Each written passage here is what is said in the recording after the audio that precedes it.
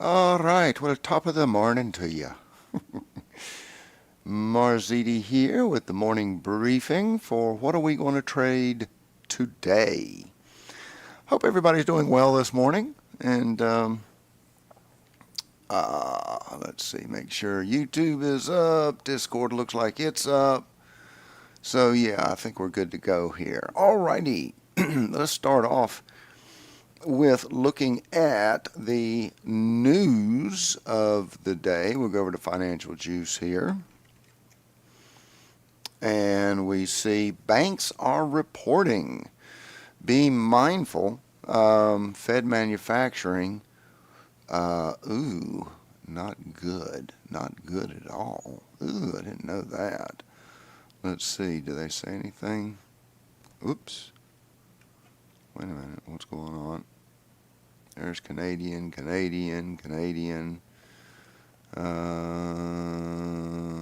No. Okay. Well, whatever. Nonetheless, we do have Redbook coming out at 8:55. Redbook is retail sales and how they are doing.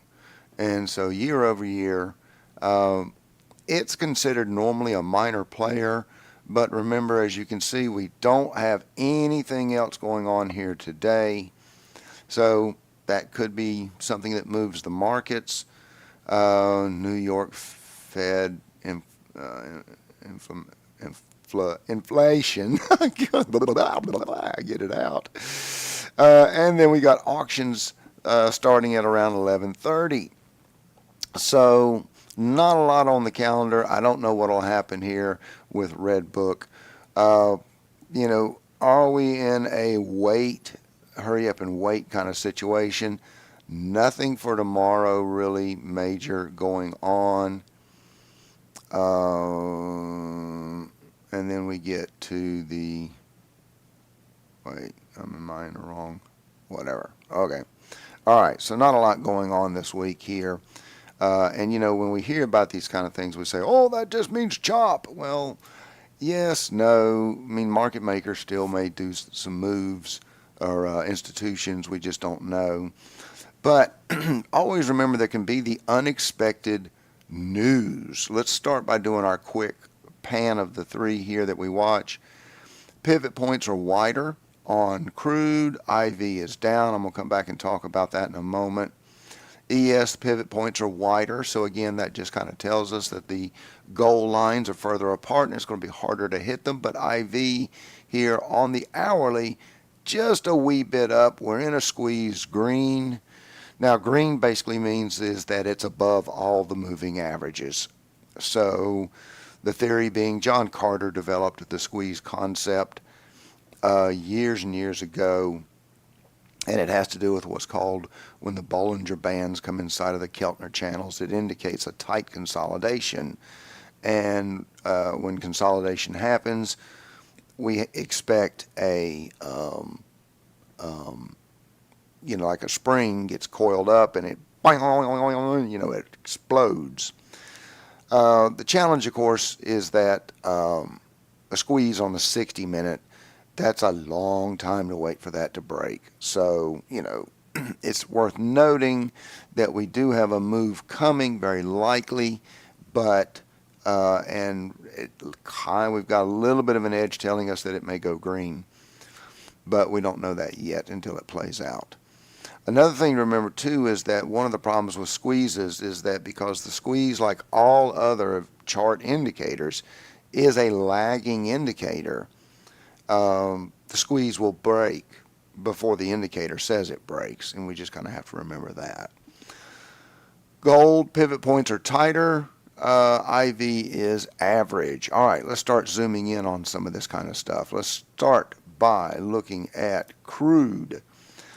This, always remember to keep a good news aggregator that you can specialize to the news of interest to you. Now, what happened here is that crude was climbing because there was concern that Israel was going to go bomb the oil fields or something like that, or the shipping ports of Iran. Well, you got a lot of oil in that whole region with Iran and all these others, and so that would imply a shortage, and so the price of crude oil skyrocketed. Okay. Well, Israel has now come out and said, no, we're not going to hit their oil fields. So crude is going back to normal. So we kind of need to remember, so when we see this big drop, we expect consolidation. Now, I'm going to say that crude is going to be a scalper's market today. Why? Are we going to rush back up here and fill this gap? Well, no, they sold it off for a reason. There's no reason to go back up there, and unless news comes out that maybe Israel comes out and says, "Ha, we lied, we bombed their oil fields," then that would send it skyrocketing. But right now, crude dropped for a reason, and that is because Israel said they're not going to go hit Iran's oil fields. So as you can see, we're below the central pivot point here, this white. We've hit support 1. We have come down very close to support 2. And traditionally, when we see this kind of situation, one of two things can play out. We can certainly see us coming back up to the pivot point, but more than likely, I think where we're probably going to go is going to be right back here. I think now we're on the hourly, but I think that's going to be our best case scenario for the day. I could be wrong, of course. And you could certainly get in there and scalp that, but I just don't see crude, always one of my favorites, but today I don't see it being a very good trade. I certainly don't, it's got reasons to come back long, to at least get back up to these areas here. The news, remember in technical analysis, we say that the news is already factored into the chart. There's a difference from fundamental analysis, where fundamental analysis is going to look at quarterly reports. Technical analysis, we say we have a faster news. We don't have to wait for the monthly, that the news is built into the chart. Well, the news is that oil's losing value at the moment because the scare of oil is off. So we really don't have a great reason to come back up north today. So I'm leaning more towards just hovering around in this zone today with crude. Okay, let's go look at the ES now. So here again, we're on the hourly of the ES. Notice these slow move. Then we had yesterday's open, then a grind and a grind and a grind. So ES doesn't have any big news to move it right yet. Again, no expectation of news. Let me put it that way. So, although the implied volatility does seem to be up a little bit, that is an average, but nonetheless, we really don't see the DeMark indicators do indicate we are due to do a pullback. That would give us our pivot point target here. Let's get over there and take a closer look at that. 58, call that 95 just for easy numbers. 5,900 is definitely going to be a stalling point. Anytime Signet calls these roundies, and that's a really good term, I like that. But these roundies are always good targets. And then we've got the pivot point right below it. And then a half ADR. So again, we're kind of moving slow here through this. And like crude, we do have a squeeze on the 60-minute. It is green, but I'm just not very excited. If the DeMark sequences are correct here, we've got a 10, we've got an 11, telling us that we're due to roll back down. Well, where would we go? We did already tap into this fair value gap right here. So you can see here's our candle on the hourly. Now we may find some more when we go down to the 15. But so we had a rally base and it looked like it was going to be a drop, but then it failed and it goes back up instead. So this was a fake out. It did take some liquidity from this fair value gap. So in my mind, this gap is filled.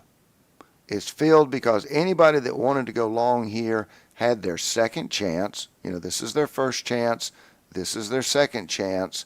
Could there be somebody sitting down here still that wants to go long? Yeah, I suppose so. But,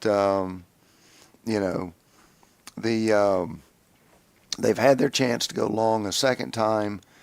And, if they didn't get into it, well, the thing to understand about fair value gaps, the further back in time they go, the less strength that they hold.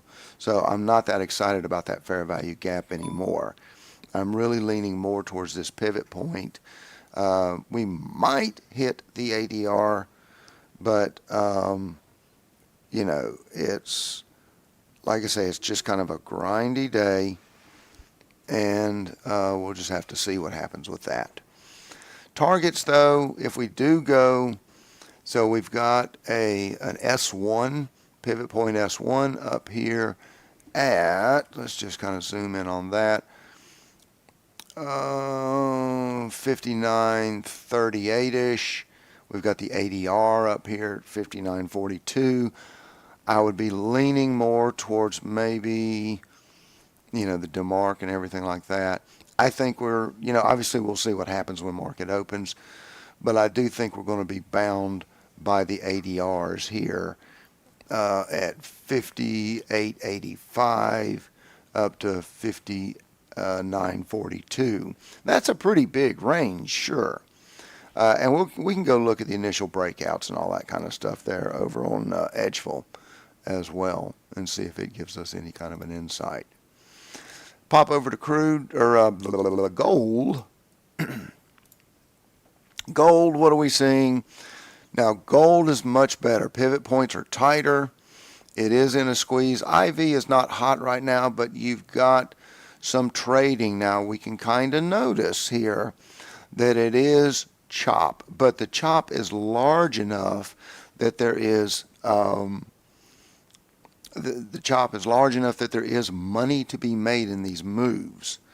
So, excuse me. So we see that even though there's some chop here, as we scale down, and let's just go ahead and move that down to the 15, and let's just see what we kind of get here as we pull back a little bit.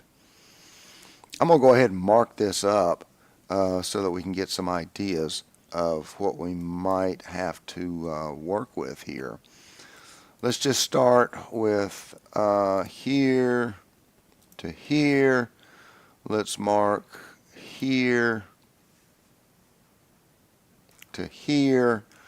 You can kind of see we've got 1, 2, 3